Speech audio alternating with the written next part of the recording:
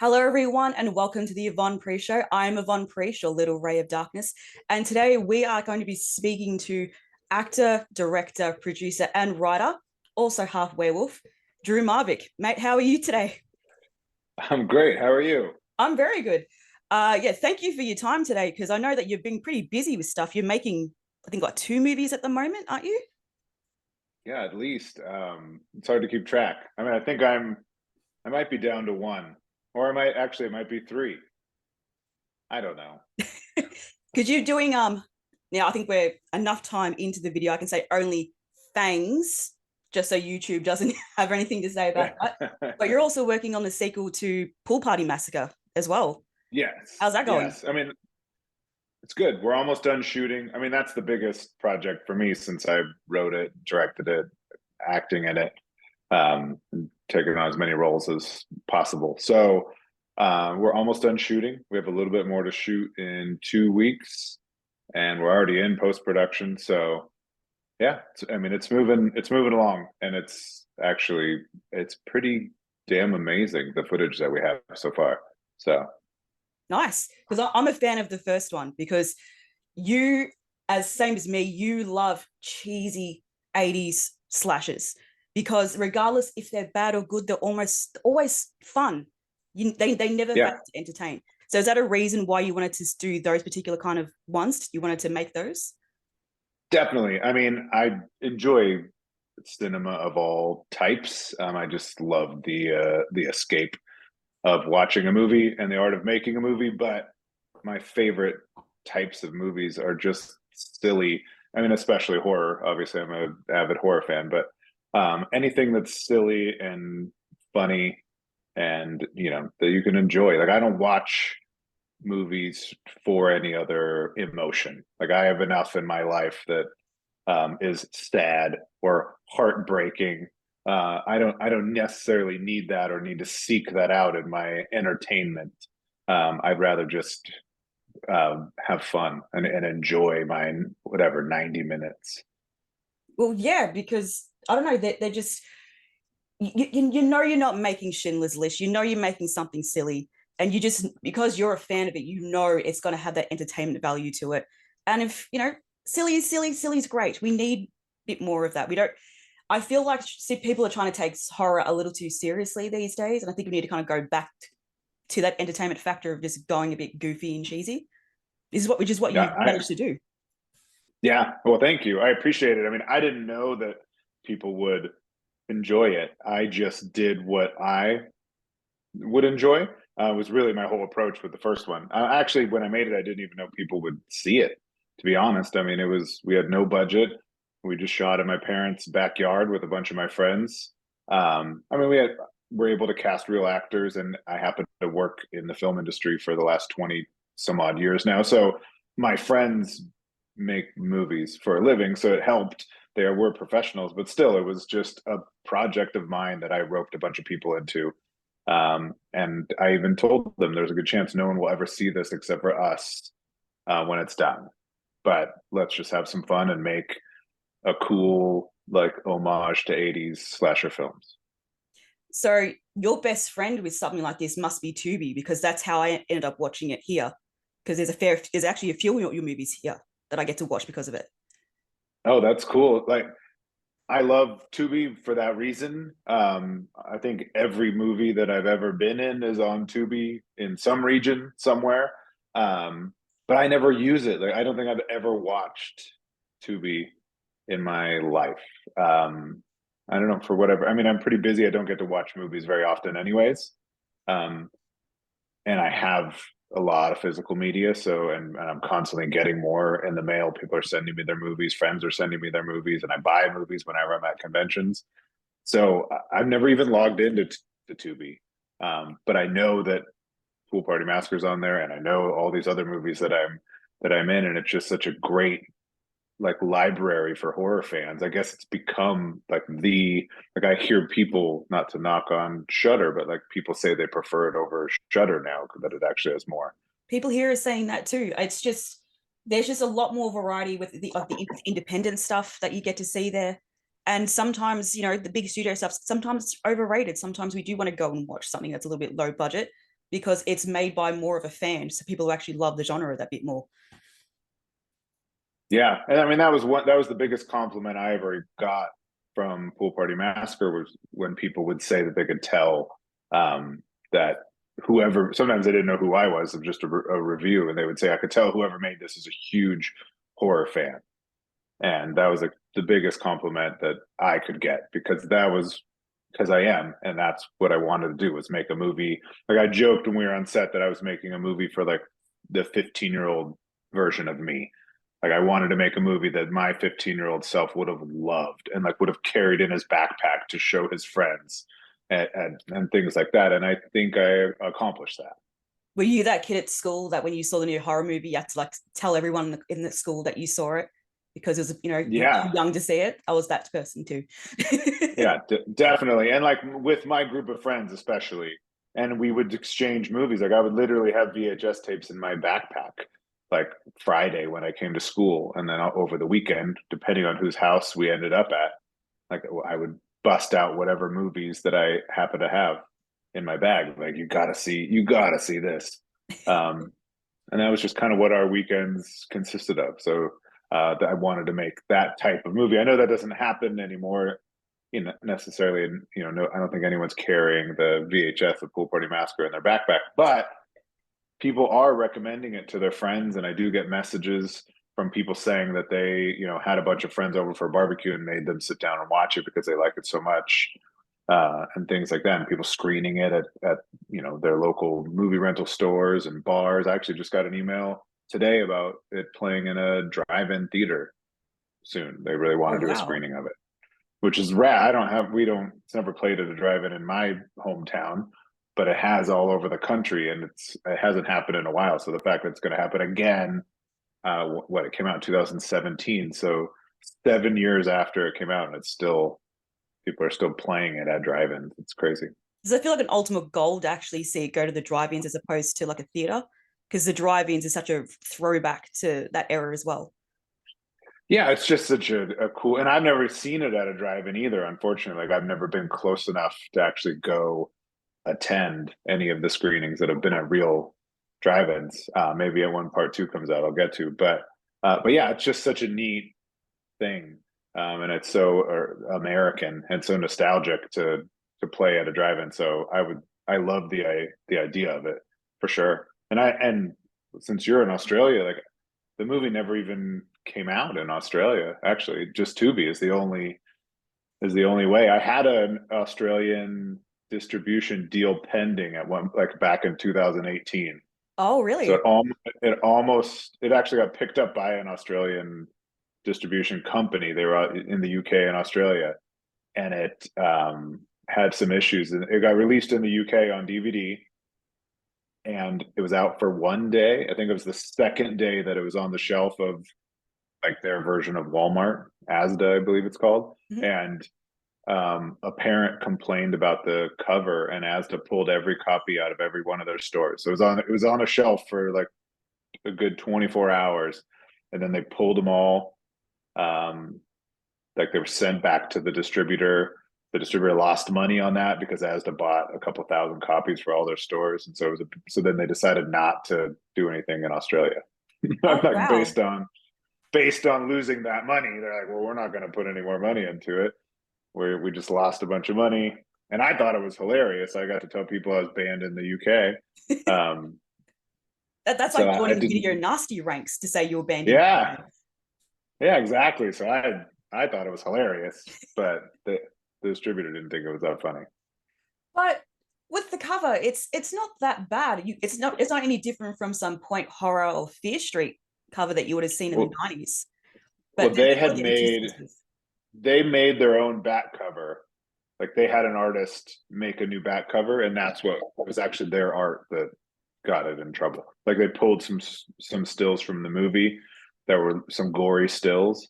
So it's the combination of that, and then they put fun. I actually love it. The art that they did, I like better than the art that I did on the back of the movie. But it said things like it said "Tits Ahoy" in big letters and had like a close up of boobs on the back and things like that, which I thought was amazing. But this mom apparently didn't think it was very funny.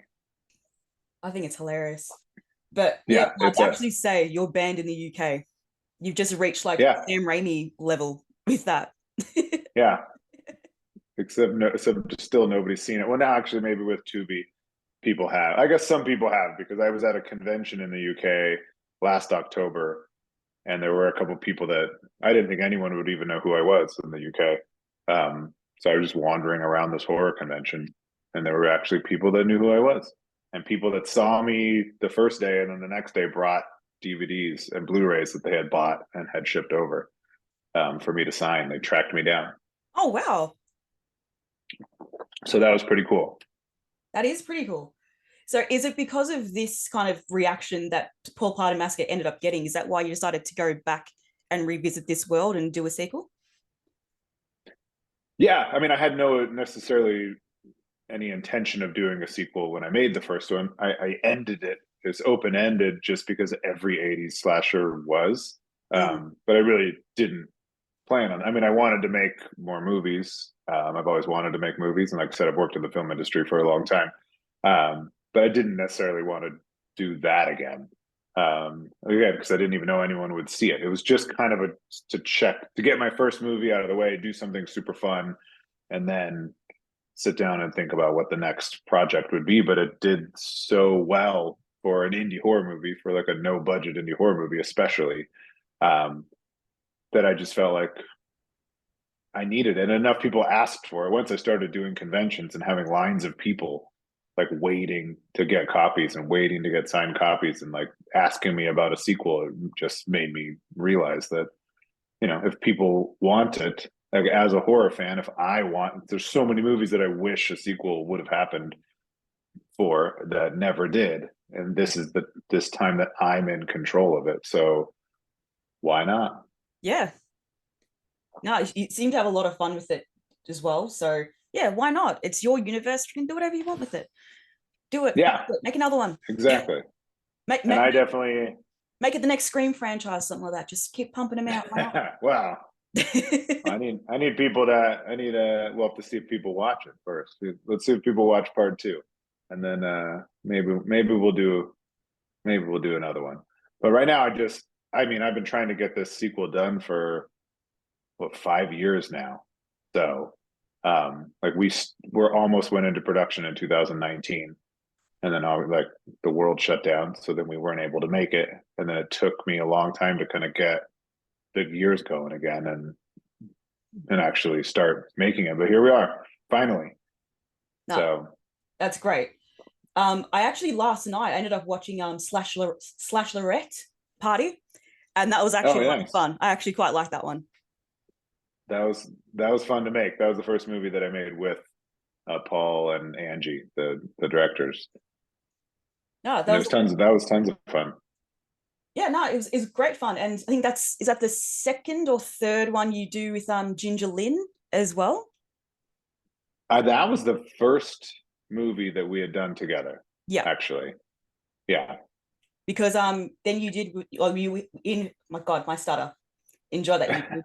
Then you're also in Murder Size with her as well, but also I believe Yep. she's in the new one Only Fangs too. It's kind of like a reunion of your Murder Size family now. It is. I mean, to a degree. I mean, it isn't necessarily part of the story, but yeah, it kind of was. Unfortunately, I wasn't on set with Ginger at all on OnlyFans, so I didn't get to see her. But she also lives like we live in the same town, so I can go have coffee with her anytime I want. But that must be so cool because you've also worked with people like Felissa Rose as well. So you're in this fantastic little LA, or well, I know you're not in LA, but little horror community. And how good or great must that actually feel? Because that'd be such something so amazing to be a part of. I mean, it's super cool. I mean, I'm at a point where I don't really think about it just because I've been immersed in it now for so long. But it was great in the beginning. I mean, when I first released the movie and was going to conventions no longer as an attendee, but as a vendor selling my movie, and then eventually as a guest actually signing autographs.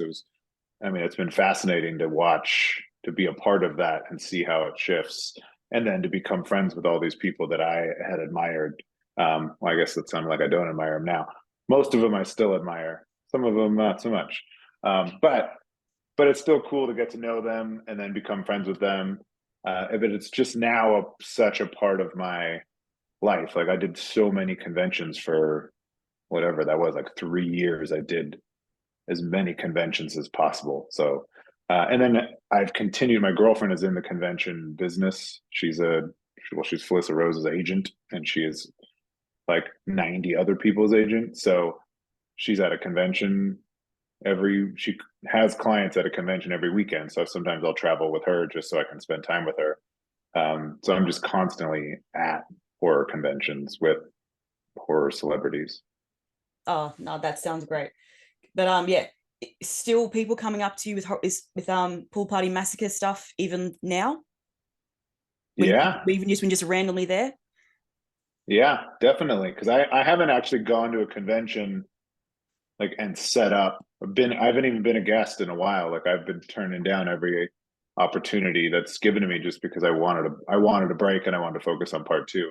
But when I go with her just to wander around, there's always people, which is still amazes me no matter where I am in the country, or like I said, even in the UK, but especially here. It's kind of like a running joke actually, because sometimes we'll be there with one of her clients that has no clue who I am. They're like a real celebrity. Like some of her clients are A-list celebrities. And so they definitely have no clue who the hell I am. They just know I'm her boyfriend that's like carrying her luggage. And then people will come over and they think they're coming up to like get their autograph and they're like, "Hey, sorry, I didn't mean to bother you guys. Drew, is there any way I can get a picture with you?" And I'll take a picture with them and they'll kind of look over me like, "Who, what the hell?" And then she'll have to explain that, "Oh, he makes indie horror movies." And so it's kind of funny. With OnlyFans, is there anything that you could tell us about it or anything like that? Because I've seen photos and I've seen the cast photos. Is there anything you could possibly tell us about it? Yeah, I mean, I don't know even what I can and can't.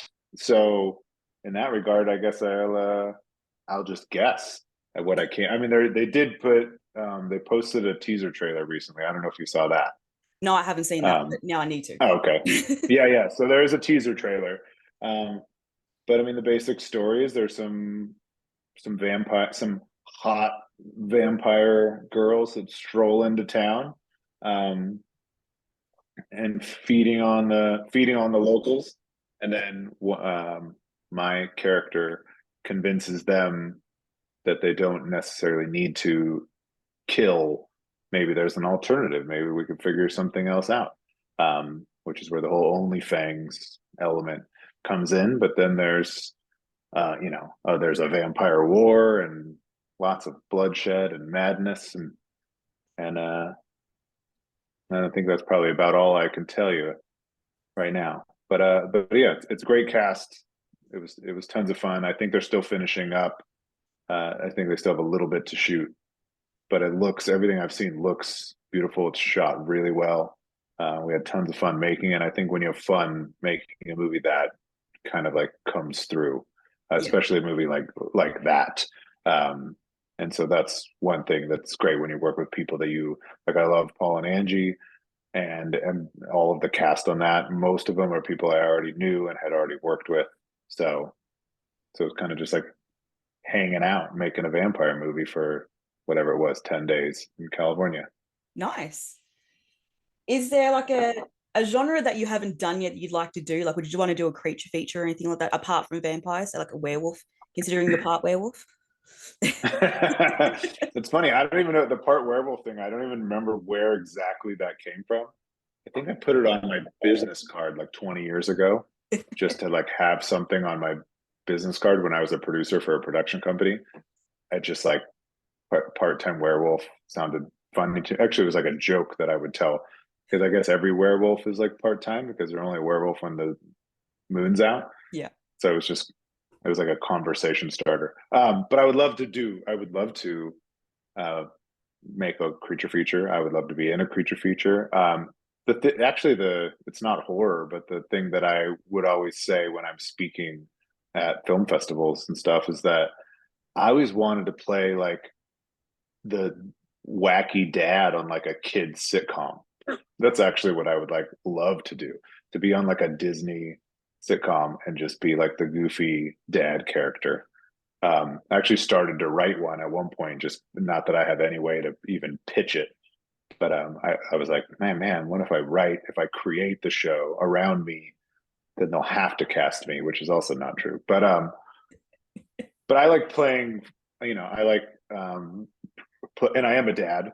I'm like I have two kids and I've been a dad for 17 years, so and I'm a pretty silly dad as well. So it's just that's something that I've always wanted to do. But within the horror genre, I just want to do I mean, I want to do everything. I would say that wanted to not play the killer, but now I've done that several times, like including even in OnlyFans. So I think next would be like some kind of a creature feature. Although I don't know if I want to wear a creature suit for an entire movie Oh yeah, true. personally.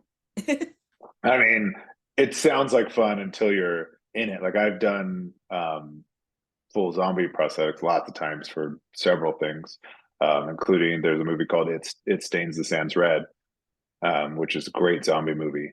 And like just being in full zombie prosthetics with contacts, like not being able to see and having this stuff all over your face and makeup on your hands and all that for, I don't know, I think that day was like 16 hours. I mean, it's not great. It's It not wasn't a hot ideal. day. Was it a hot day or anything like that? No, it was actually a freezing though. It was like 0 degrees.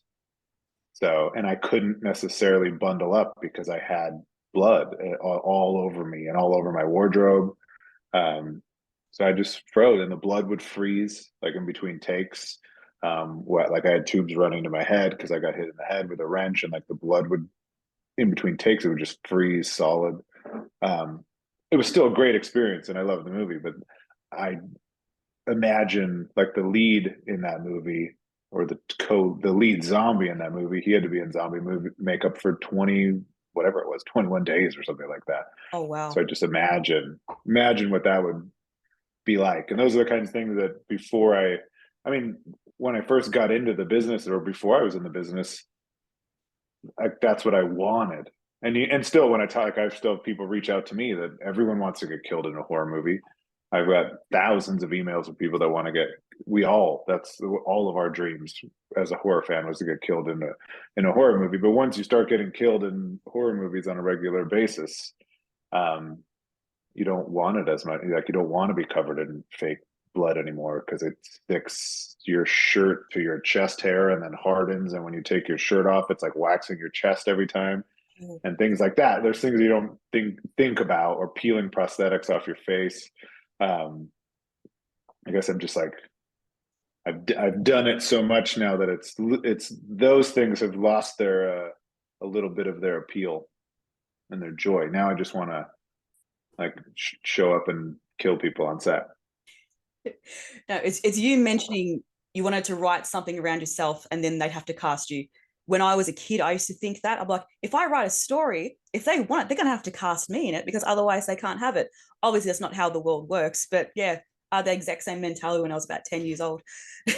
Yeah, yeah, and it's definitely not how it works. Even if no matter how I write the character, I could easily just get Chris Hemsworth to do it. My identical twin. Because yeah, one thing that I would want to have if I was to die in a horror movie, for some reason, I want to have like a severed head of myself. That would be like that's such a cool piece to have on your shelf, just your own severed head. Yeah, It's something I've always wanted to do. it is Just have cool. that. I have one. I can see it. You want to see it? Yeah, let's go see your severed Hold on. head. I'll grab That is awesome. it. That is so cool. Oh, his hair's a little messed up. I don't brush it. It's from the movie The Barn Part Two. Yep. I don't know if you've seen The Barn Part Two yet. I haven't, but I have heard of it, yes. Well, spoiler alert, I die. But I don't actually get my head cut off. They had to make a head. You can see there's a tube in the mouth. So that's has something to do with how I get killed. but yeah, they couldn't actually stick a thing through my actual head, Oh. so had to get this made. How long was that an actual cast of your face that they did? No, that was interesting. They couldn't. It was after the fact. Like we had already shot all of my scenes. They'd shot the whole movie, and we're kind of going back and trying to add to it. And so they decided they had an effects team out of, I think, somewhere on the East Coast, and they sculpted it just using a series of photos of my face from different angles, and they actually sculpted it and made it that way, which was easier and maybe more cost effective than flying me out to the East Coast at that time. So I didn't even have to do it. All I did was provide photos. So were you actually on the set with the head? Did they send it to you after the fact or anything? After the fact, yeah. I was never on set with the head. It was after we shot my scenes. They made it. So like they told me they were gonna make it. Hey, we're thinking about getting a head made. Can we fly you out for a head cast? And I said, yeah, sure. Just let me know. I gotta work around my schedule. And then some time went by, and then all of a sudden I got a picture of like someone from the crew holding my head. Like they texted me, or one of the actors, I don't remember who it was, holding my head. And they're like, well, we ended up they sculpted it and it turned out really good. And I was like, oh my God. And then I got a series of photos because they were shooting pickup. So a lot of the actors were there. So then I just, for like a week, it was just people texting me photos of that, different people holding my head and putting different things in my mouth and things like that. So then they ended up sending it to me. There's actually two of them. This is the one that they've had two made so they could have a backup, because they needed to drill a hole in it and all of these things. But they never used the second one. So they never even drilled a hole in it or anything. So that one was actually bought by a fan who's a friend of mine in Texas, and it's like on display in his living room. That is cool. You know how years Yeah. ago people were doing that thing of taking a picture of a gnome in different parts of the world? You should do that, but have Yes. the severed head just going around everywhere. Yeah. It's been a lot of places. Well, the head from Pool Party Massacre 1, like the severed head, the girl who's handcuffed to the bed who gets her head cut off, and it's on the bed at the end of the movie. Or actually Nancy hits Blair with it at the end of the movie. That actual head I did take with me. Like that traveled with me to every film festival and convention for years. So it's been with me all over the country, and even to it's been to Mexico, it's been to Canada. I didn't take it to the UK, but it's been all over. And I would take pictures of it. Like there was at that period of time, whenever that was, like 2017, 2018. Like I would take pictures of it on the airplane seat next to me, and then in the hotel bed with me, and then at restaurants I would set it on the chair across from me and take. So actually became a thing, this severed head that traveled everywhere with me. But then I ended up selling that to a fan that's actually in someone's house somewhere. And I don't even know where. I don't remember where. Someone has it. Someone's got your head. Somewhere. Yeah. Not me. Yeah, someone's got that. I mean, the head from the first movie is actually a mold of my ex-wife's head. So I sold it. I sold her severed head off to someone. So with the people that you've met and people you've worked with in the horror community, is there still someone who like you definitely want to work with, like someone like a Linda Blair or something like that, or like who's like your goal person to work with in a horror film? It's a tough one. I mean, there's so many people that I would love to work with, and I admire. But now that I've met so many people, like some of them, I almost would just rather not work with them and just keep the relationship the way that it is, where I'm just a fan, and so that like the don't meet your heroes kind of a thing. So it's tough. I mean, I would love. There's tons of people. Like I would love to work with Bruce Campbell someday, and I almost have a couple times. That would have been great. I mean, I've met him several times, but I've never actually worked with him. So I think that would be tons of fun. Yeah, I mean, basically, I mean, I want to work with everyone.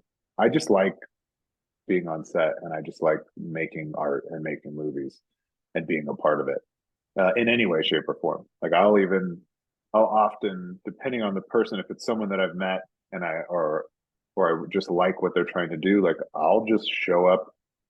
I'm in a lot of really random movies that blows people's minds. Like I'll meet someone at a convention and they'll tell me that, them and their wife are making a movie for $500 and shooting it in their basement where they built a set and want to know how much it would cost for me to come be in the movie. And they're going to try to sell their car so they can have me be in the movie. And I'll be like, I'll just show up, you know, and I will because I love what they're doing and I love that whole process and I love their passion. Um, so I mean, I just like being a part of all of this. Because So I want to work with everybody. I didn't notice when I was looking at your IMDb, you have a lot of like thank yous at the end of films. So now I can see where a lot of that comes from. You just want to be there to support people doing what you like doing. Definitely, definitely. And like back in, geez, I don't know when it was, like 2015, I think. I started like a company called Defend Horror, and I would sell these shirts that would say defend. They said Defend Horror, pay for your movies, and hats. And the money that I would take in, I would use it to, I would contribute to people's Indiegogos and Kickstarters. Like that was the whole point of it, was to sell shirts and hats just to raise money to then put into indie horror. Um, it was never big enough to make a huge impact, but I mean, it would be like a couple $1,000s a year, that would go into other indie horror movies. Um, so a lot of it was from that as well. But yeah, I would help in any way I could, and I still do. When people ask, people shoot at my house.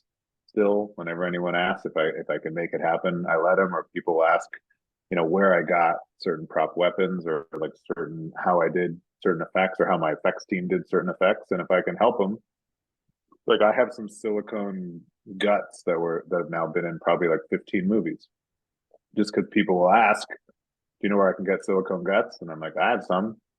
You want me to mail them to you? Just mail them back when you're done. You don't have to pay me or anything. So, or if they're local, then they'll just come to my house and like borrow things and then return them when they're done. That's awesome. That is a really cool thing to do that. I can't think of, Yeah. I'm thinking, because here in Melbourne, like the community, just like filmmaking in general is really tiny. And I don't hear of many people actually doing that. So that's a really like great thing to do for people. Yeah. Well, that's, it is a indie film in general is kind of a community, but then when you break it down even to horror or even further, then yeah, I think we all kind of need to help each other out and support each other. And I don't really get like there's a lot of jealousy like through social media, especially, or like talking to people at conventions. There's a lot of like jealousy and shit talking, if you will. And I don't get it, especially when it's jealousy, especially because a movie does well. Like, because Terrifier did so well, that's not a reason for me to not like the people that made Terrifier. Like Hmm. the rising tide raises all ships. If a horror movie is doing really well, that means that horror movies are now getting a lot more press, and people that didn't used to watch horror movies are now watching horror movies. And then when they're done watching that one, there's a good chance they're going to watch the next one or whatever else is recommended. Exactly. So I want everyone's movies to do well. I mean, there's even people that I don't personally like that I would never invite to my wedding. But I still want their movie to do well because there's this large group of people that helped make it, and all of them are involved. And so I wouldn't wish for anyone to fail. So I want everyone to be successful and to have fun and for eyes to get on their movie. So if I can help in any way, if I can mail someone some guts, or let them use my property to shoot their movie or fly to Nebraska to get killed in their movie or whatever it is, I do my best to make it happen. No, that's great. And yeah, mentioning jealousy, people do get so jealous over stupid things. And it's like you're all in the same industry. You want to, if that horror movie does well, then that means that if you're making one, that could do well as too, just because there is an audience and there's like a want for it.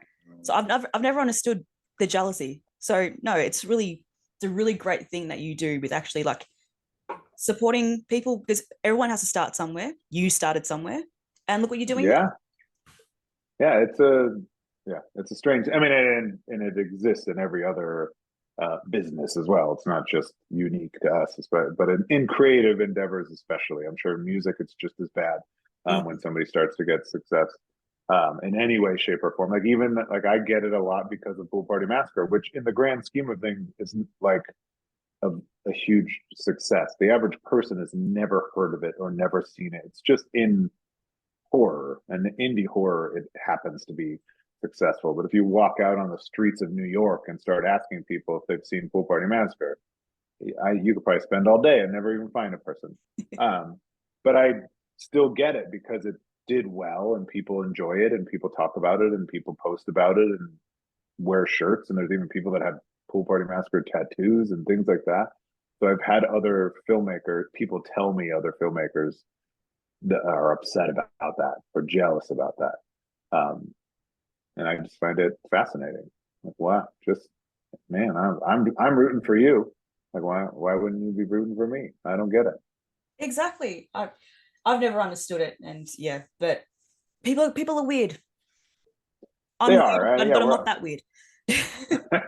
I mean, and we're all different, and we all have our own hangups or whatever. Like, I don't lose any sleep over it either. Like, Because I mean, it's a compliment in a sense. If somebody's gonna be pissed at me that so many people like my movie, I mean, how am I? How else am I supposed to feel about that?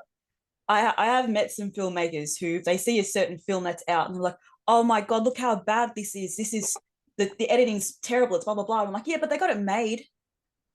Like, what's the problem? Like, they got it out, they got it done, and yet yeah, but you haven't done anything yourself.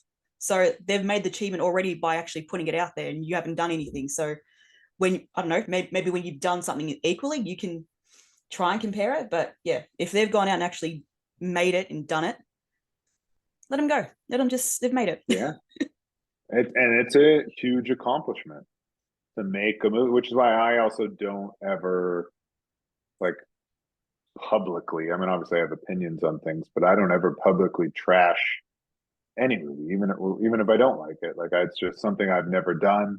And I was even a host of a movie review show on YouTube for a few years, and that was like my big caveat. Like when Kings of Horror reached out, and I was like, "Why? Either we only do positive reviews, like not live, but only find movies that I would give a positive review of, and we don't do the ones that I would give a negative review of, or I'll play a character and someone else can write the reviews, and then that's fine because which is what ended up happening. Like I wore this like bloody bag on my head. I played a character that lived in a it was like a killer that lived in a cave.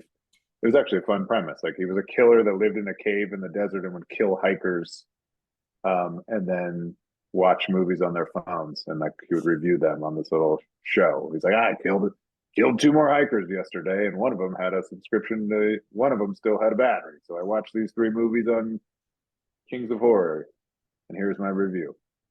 But it was a character, and I wasn't writing them, so I could just read the lines, and they still weren't negative. I mean, they were still fun. But yeah, I just don't like shitting on anything that somebody put out there, like heart and soul. And I don't, and a lot of times I don't know what they put into it. Mm. I mean, they could have put years of their life, and every penny that they have or whatever could have like broke them financially, or like, I don't know what it was. So for me to just flippantly post on Facebook how shitty the editing was and no one should watch it, I just would never do that. Yeah, no, that's a good thing, because yeah, a lot of people just, they do it for no reason. People get on the internet and they think, oh, I have a voice and I can get on X and I can say this and that, and you're like, yeah, but just it's the same thing as, if you don't have nothing nice to say, don't say anything at all. Like, who cares, kind of Yeah. thing. Just enjoy it. Just don't be miserable. Don't bring other people down just because maybe you wanted to make a film and you didn't, and you didn't do it. Going back on my tangent again of people comparing themselves to others, but yeah, just there's no need for the negativity. It's a fascinating thing. I mean, a lot of my life is on social media as a filmmaker and an actor, but I also have like I have a cooking channel on Facebook that takes up tons of my time. Like actually, like that pays most of my bills. Like I have something cooking right now. Actually, when we wrap, I have to shoot the end of my cranberry chicken that's in the crock pot right now. But that's a great example because I have like 250,000 followers on there, and it's a ton of engagement.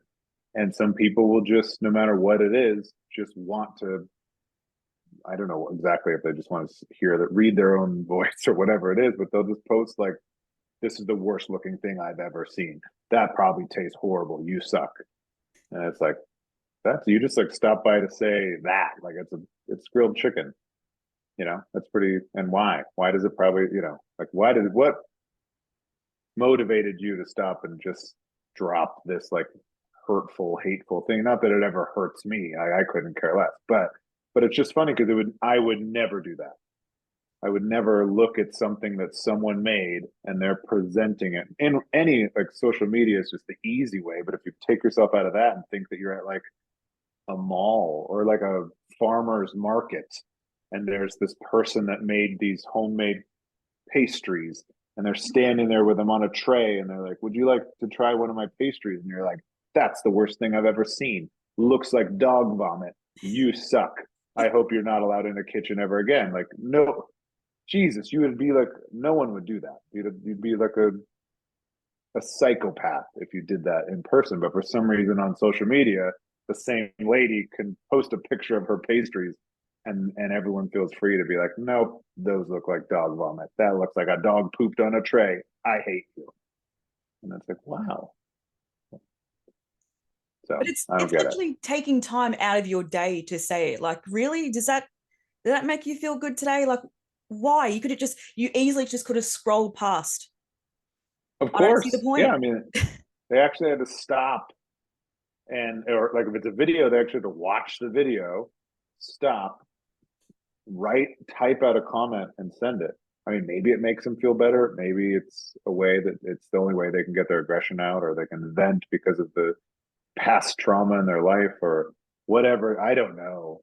And like I said, it doesn't actually bother me. Like I couldn't care less if somebody doesn't like something that I made, even if it's the movie. Like, even though the movie that took so much of my heart and soul, I don't expect everybody to like it. I mean, Yeah. I'm well aware that the majority of people are not going to like a no budget 80s slasher homage. Like, it's fact.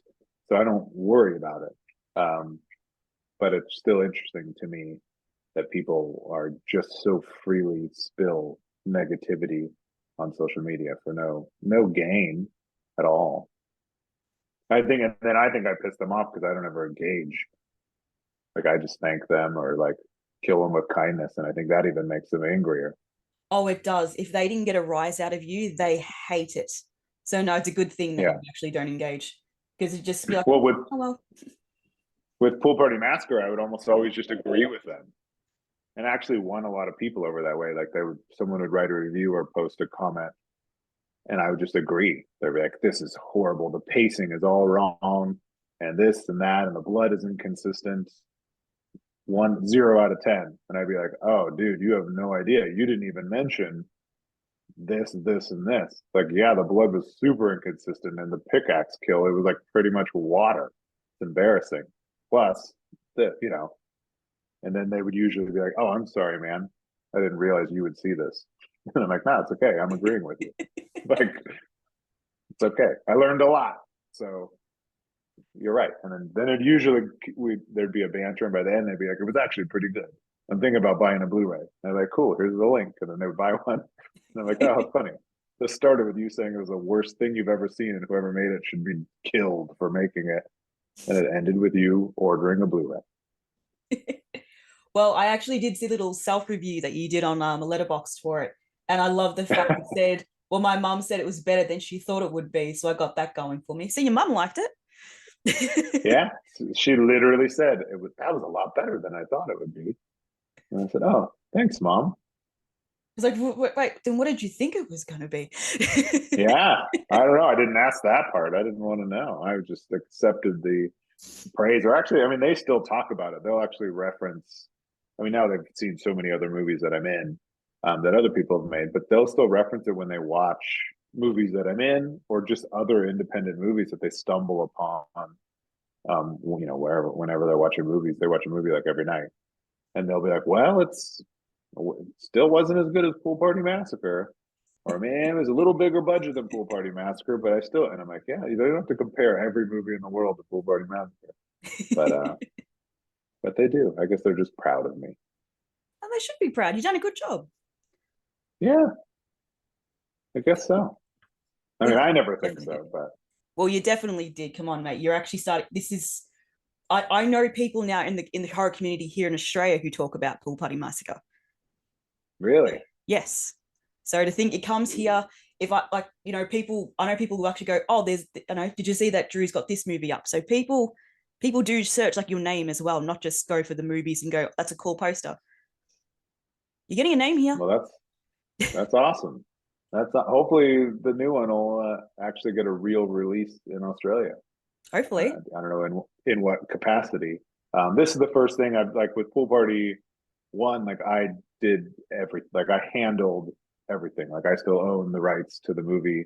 I sold like every physical copy, Blu-ray, DVD, VHS was I paid to have made, and I sold. I mean, I would send them to retailers and get contracts with people, but I mean, it was all me. Everything, and if you bought it from the website, it was definitely all me. It was literally me in my office downstairs, like packing it and signing a sticker and printing a shipping label and sending it off. Um, so I did everything on my own. And with this one, I actually have a production company, and an investor that I agreed to let them handle it all. They're actually shopping it right now. Actually, they have a teaser trailer and a temporary poster that they're already shopping to foreign markets. So we'll see. So hopefully it'll get a bigger reach, because technically the first one when it came out was really only the US, and then eventually the 2 days in the UK, and then like slowly digitally has gone to other places thanks to Tubi, and I think it's on Prime in a couple of places and some weird streaming site in Germany. And I think I got $30 for it being on or something like that. So I mean it's around, and there's several thousand copies of it on Blu-ray that have somehow circulated, and every now and then I'll get a message from someone in like Czechoslovakia or something, or Holland. They're like they have a Blu-ray, but it never really got a real release. So I'm hoping that the new one does. No, that'll be great, because then hopefully if you can get that one released here, maybe possibly they can rethink re-releasing the first one, maybe do a double pack or something like that. So Maybe, although I've also thought about just making the first one like go away. Like I've entertained the idea of just making it disappear for a while so that no one can find it, just for fun, just because like you said earlier, I could do whatever I want. They're in my basement. I'll maybe just keep them there. yeah, maybe I'll just take it off every streaming site and everything, and just so everyone has to watch the new one, and then maybe 10 years from now I'll re-release it as a special edition or something. And then I message you saying, oh, I can't find it on Tubi, and you're like, good, you're gonna have Yeah, to wait. like, exactly. You gotta wait 10 years. Alrighty, so thank you so much, Drew, for your time today. I really appreciate it. This was a great conversation. One question I will leave you with is what advice did you have for a filmmaker who wants to make their first indie horror movie? Well, I mean, the simplest advice is to just not be afraid to fail and actually make it. I know that's also pretty common advice, is just to go do it. But I think that's the biggest, just because it's what I saw the most. It's actually what motivated me to make Pool Party Master at the time that I did, because I worked in film and I was surrounded by people, very talented people that are way more talented than I am, people that went to film school and had been in the business for years. They could shoot and light and edit and write and direct. They had every skill needed to make a movie, and they got into film and they went to film school because they wanted to make movies. Like, that's the only reason you go to film school. And then they just were afraid to fail. Like, so many people are afraid of failure in whatever it is that they're doing, but especially in this industry, because what you make does live on forever. I can't erase Pool Party Massacre from existence. I could take it off every streaming site, but it's still going to be on pirate sites, it's still going to be on Blu-rays and DVDs. It's like there's nothing I can do to get rid of it. Like it exists forever. So if I hated it or was embarrassed about it, I would have to just live with it. And I think people are afraid of that. Everyone wants their first movie to be Pulp Fiction. Yeah. And no one's is going to be. So it's just not gonna happen. So you just need to not be afraid to fail and just make it. And then you can decide later if you don't want people to see it or if you don't want to put it out or whatever you want to do with it. But don't worry about whether it's going to be good enough. Don't worry if you're going to fail or if people are going to like it. Because that's just it's gonna ruin the movie. Like just make whatever you think is going to be good or fun or whatever, serious or heart-wrenching or terrible, whatever you're trying to achieve. Just make it and then figure it out later. Yeah, I think that's sound advice. A lot of people do say don't be afraid to fail, and maybe they needed that extra person to actually remind them of that as well. Maybe they've heard it enough times. Maybe this was the time that I actually do hear it and go, yes, Drew said it. Just don't be afraid. See, failure is a gift sometimes. I think a lot of people say that, but then they don't. They actually still are. I mean, they just know that's a good thing to say, because it is a hard thing to do, to put your art, to send your art out to the wolves, essentially, because you don't know what's going to happen, and people are mean, and people are going to, no matter what you make, are going to say horrible things and are going to judge you. So it is hard, which is why I think a lot of filmmakers, I mean, there's two sides. There's people like me who are very active and like my face is out there, is all over the place and associated with Pool Party Massacre. I have other filmmaker friends that I even know people that love their movies. And my friend Brandon has 3 movies on Shudder. They're all leaps and bounds better than Pool Party Massacre in every way, shape, and form. They are amazing movies. But most people that love them don't even know him. Like they don't know who he is. They wouldn't know what he looks like. He's too busy making amazing movies and not caring about that side of it. So that's the other way around it. But I just like being a part of it, and I don't care. It doesn't bother me if people don't like it. And I like having conversations with people that didn't like it. Well, it just means it wasn't made for them. That's all it means. Yeah, exactly. And I can learn from them. I mean, as long as they're, can articulate it in some fashion. I mean, some people would just say stupid shit and just be like, it just sucked. And I'm like, okay, well, that doesn't help me at all. But if they can articulate it in some way, shape, or form and say, oh, well, I wish maybe if the pace was a little better, or that one scene where the dialogue by the pool, that took too long. And I mean, almost every time I agree, I'm like, oh yeah, I agree. It was way too long. Or yeah, the pace was definitely off. I didn't know what I was doing yet or whatever. So I actually enjoy having conversations with people that didn't really enjoy it so that I could find out why and see if I agree or maybe make a change in the future or just know that they're a bitter, horrible person with no joy in their life.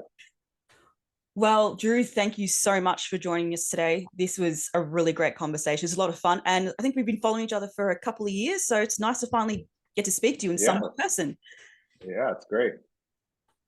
Alrighty. So thank you everyone for watching. I hope you enjoyed the show. Please like, subscribe, do all that fun stuff, and we'll see you on the next one.